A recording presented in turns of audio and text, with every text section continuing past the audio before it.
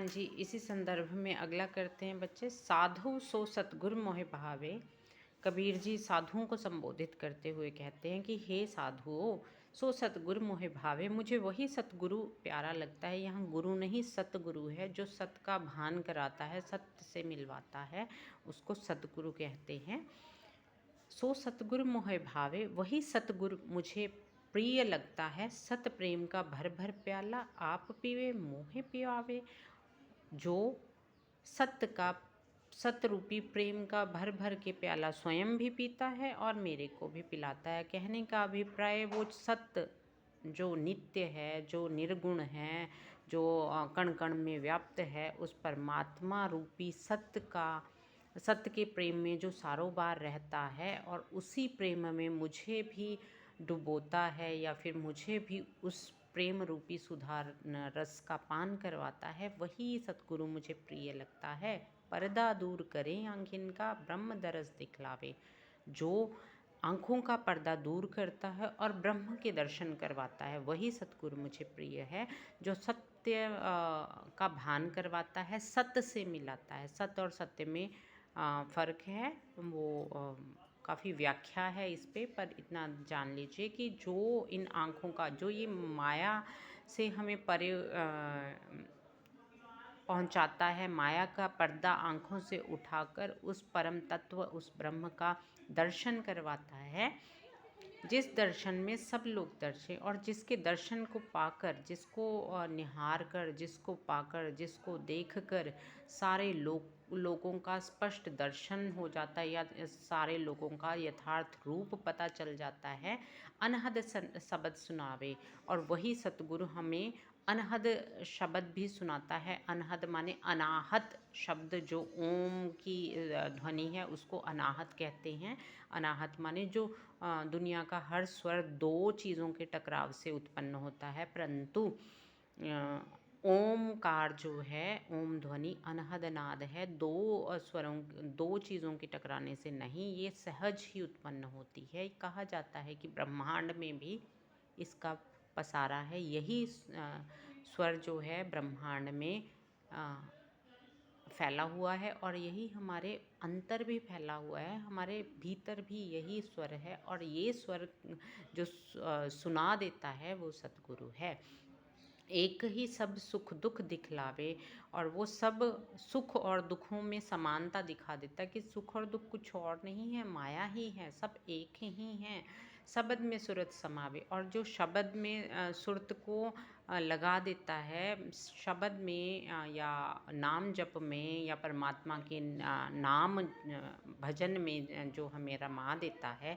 कहे कबीर ताको भय नाही, निर्भय पद पर परसावे। कबीर जी कहते हैं ऐसे सतगुरु को कोई डर नहीं है, वो निर्भय पद परसावे।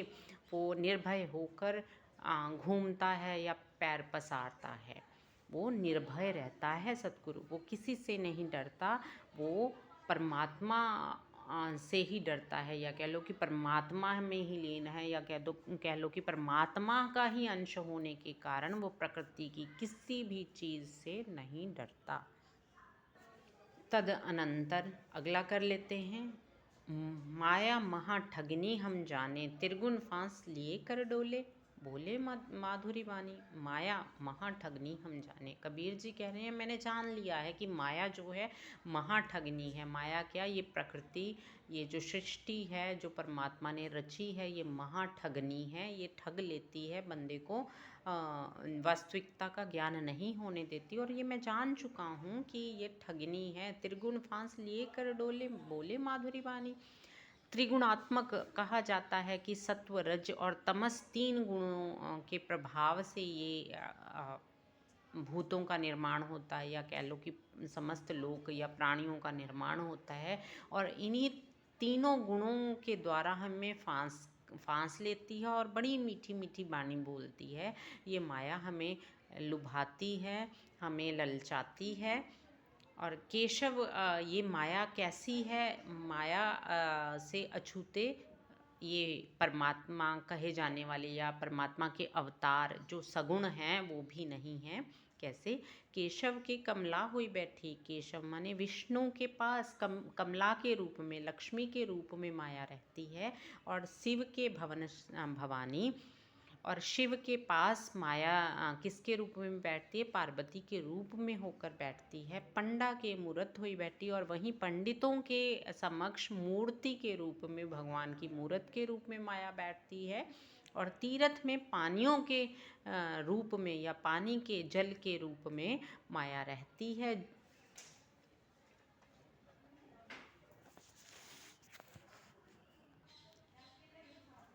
जोगी के जोगिन हुई बैठी, राजा के घर रानी। जोगियों के माने योगियों के पास योगिन होकर ये बैठती है, और राजा के घर रानी, और राजाओं के घर ये रानियों के रूप में आपको दिखाई देगी।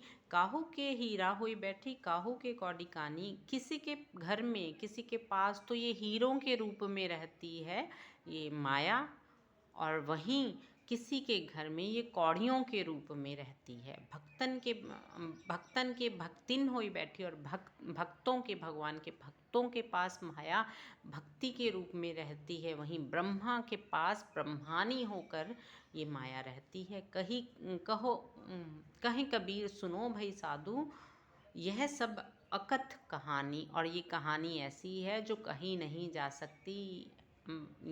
कबीर जी साधुओं को संबोधित करते हुए कह रहे हैं, सज्जनों को संबोधित करते हुए कह रहे हैं कि इस माया के बारे में कोई नहीं जान सकता, क्योंकि इसकी कहानी अकथनीय है, ना कही जाने वाली है।